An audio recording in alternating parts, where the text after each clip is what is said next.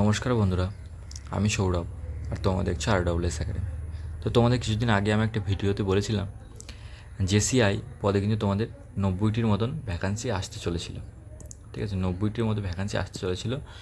সেটির কিন্তু আমি শর্ট নোটিশটি তোমাদের সামনে প্রকাশ করেছিলাম এবং তোমাদেরকে বলেছিলাম খুবই তাড়াতাড়ি কিন্তু তোমাদের ফুল নোটিশটি আসবে। তো আজ পর্যন্ত 10 তারিখ 10/9/2024 আজই কিন্তু নোটিশটি প্রকাশিত হয়েছে। ঠিক আছে, তো কী কী পোস্টে কতগুলি ভ্যাকান্সি আছে তোমাদেরকে দেখিয়ে দিই। তোমরা দেখতে পাচ্ছ অ্যাকাউন্টেন্টস পদে ভ্যাকান্সি আছে 23টি। ঠিক আছে, আর তোমাদের কিন্তু M.Com উইথ 5 ইয়ার এক্সপিরিয়েন্স অথবা B.Com অথবা 7 ইয়ার এক্সপিরিয়েন্স যদি থেকে থাকে তোমরা কিন্তু এটিতে অগ্রাধিকার পেয়ে যাবে। আর তারপরে সেকেন্ড পোস্ট তোমাদের কিন্তু জুনিয়র অ্যাসিস্ট্যান্ট পদে ছিল গ্র্যাজুয়েশন উইথ কিন্তু তোমাদের কিন্তু যে typing speed 40 word per minute কিন্তু তোমাদের কিন্তু হাতের স্পিড থাকা দরকার, তাহলে কিন্তু তোমরা অগ্রাধিকার পেয়ে যাবে। এটিতে ভ্যাকান্সি আছে 25টি। তারপরে থার্ড ভ্যাকান্সি আছে জুনিয়র ইন্সপেক্টর, তোমরা কিন্তু 12 পাশে অথবা 3 ইয়ার এক্সপিরিয়েন্স যদি তোমাদের হয়ে থাকে তাহলে কিন্তু তোমরা এটিতে অগ্রাধিকার পেয়ে যাবে। এটিতে ভ্যাকান্সি আছে খুবই বড় ভ্যাকান্সি, 42টির মতো ভ্যাকান্সি আছে। ঠিক আছে, তোমাদের এজ বলা হয়েছে EWS ওবিসির ক্ষেত্রে 30 বছর এবং ওবিসি নন ক্রিমিনাল লেয়ারের ক্ষেত্রে তোমাদের কিন্তু 33 বছর, SC এবং ST হলে 35 বছর, PWD হলে 40 বছর।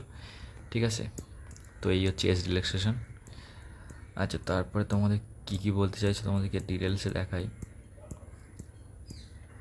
তোমাদের কিন্তু অ্যাকাউন্টেন্টস পদে প্রথমে CBT এক্সাম হবে, তারপর ডকুমেন্ট ভেরিফিকেশান হবে, তারপরে কিন্তু ফাইনাল মেরিট লিস্ট তৈরি হবে। আর তোমাদের কিন্তু CBT এক্সামে তোমরা যদি OBC EWS ESM যদি হয়ে থাকো 50% পাস বা 50% মার্কস তোমাদের পেতে হবে।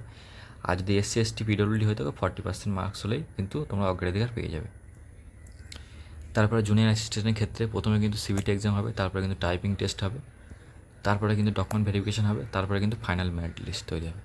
এতেও সেই সেম তোমাদের কিন্তু general OBC EWS ESM 50% marks পেতে হবে এবং SC ST এবং PWD হলে কিন্তু 40% মার্কস পেলে তোমরা কিন্তু অগ্রাধিকার পাবে। তারপরে বলে রাখি জুনিয়র ইন্সপেক্টরের ক্ষেত্রে CBT এক্সাম হবে, তারপর ডকুমেন্ট ভেরিফিকেশান, তারপর ট্রেড টেস্ট, তারপরে কিন্তু ফাইনাল মেরিট লিস্ট। ঠিক আছে, এতেও সেই একই জেনারেল OBC EWS 50% এবং ST এবং ST হলে 45% তোমাদের কিন্তু পেলে তোমরা কিন্তু প্রথম স্টেজ যে CBT সেকেন্ড স্টেপে তোমরা কিন্তু যেতে পারবে। তারপরে কিন্তু তোমাদের বলা হয়েছে তোমাদের যে এডুকেশন কোয়ালিফিকেশান সেটি কিন্তু তোমাদের 1/9/2024 মধ্যে কিন্তু কমপ্লিট থাকতে হবে, তাহলে কিন্তু তোমরা এটিতে অ্যাপ্লাই করতে পারবে। আচ্ছা, তারপরে কিন্তু তোমাদের অনলাইন অ্যাপ্লিকেশান কিন্তু 10/9/2024 থেকে কিন্তু শুরু হয়ে গেছে, মানে আজ থেকে কিন্তু শুরু হয়ে গিয়েছে।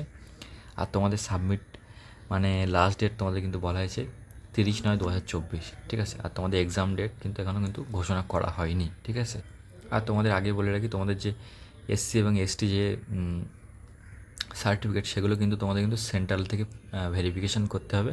ঠিক আছে, এই যে তোমাদের এই যে ফরম্যাট, এই ফরম্যাটে কিন্তু তোমাদের SC এবং ST সার্টিফিকেট কিন্তু তোমাদের এই ফরম্যাটে বানাতে হবে এবং OBC যদি হয়ে থাকো নন ক্রিমিনালি লেয়ার তোমাদেরও কিন্তু এই ফরম্যাটে কিন্তু তোমাদের OBC সার্টিফিকেটটা কিন্তু ভেরিফিকেশান করতে হবে। তো ফ্রেন্ডস, এই ছিল আজকের এই ভিডিওটি, আর বেশি কিছু ডিটেলসে দেওয়া নেই। তো ফ্রেন্ডস, এই ছিল আজকের ভিডিওটি যদি ভালো লেগে থাকে তোমরা লাইক শেয়ার কমেন্টস এবং সাবস্ক্রাইব করতে পারো। তো ফ্রেন্ডস, আমিও তোমাদের মতো একজন কিন্তু ক্যান্ডিডেট। ঠিক আছে, আমারও কিন্তু সামনে একটি এক্সাম আছে BSF এর। তো মনে হয় পুজোর আগেও হতে পারে এবং পুজোর পরেও কিন্তু হতে পারে। তো বন্ধুরা, আমারও কিন্তু পড়াশুনো করতে হয়, প্লাস আমার 8 ঘন্টা ডিউটি করতে হয়। তো সেই জন্য হয়তো আমি তোমাদের প্রতিনিয়ত ভিডিও হয়তো না দিতে পারি। ঠিক আছে, কিন্তু আমি কিন্তু যেগুলো না দিলে নয় সেগুলো কিন্তু আমি অবশ্যই সেগুলো কিন্তু তোমাদের ভিডিও বানিয়ে দেবো। যেগুলো কলকাতার ভ্যাকান্সি কিংবা ওয়েস্ট বেঙ্গলের ভ্যাকান্সি সেগুলো কিন্তু অবশ্যই দেবো তোমাদের। আর যে সেন্ট্রালের ভ্যাকান্সি সেগুলো কিন্তু অবশ্যই তোমাদের, যেগুলো ভালো ভালো ভ্যাকান্সি আছে সেগুলোর জন্য কিন্তু তোমাদের ভিডিওটি বানাবো। আর ফ্রেন্ডস, আমারও পড়াশোনা করতে সেই জন্য হয়তো প্রতিনিয়ত তোমাদের ভিডিও না দিতে পারি, তার জন্য দুঃখিত, সরি। তো ফ্রেন্ডস, এই ছিল। তো আমার চ্যানেলটি তোমরা সাবস্ক্রাইব করতে পারো। তো দেখা হচ্ছে নেক্সট ভিডিওতে, তত সময় ভালো থাকো, সুস্থ থাকো।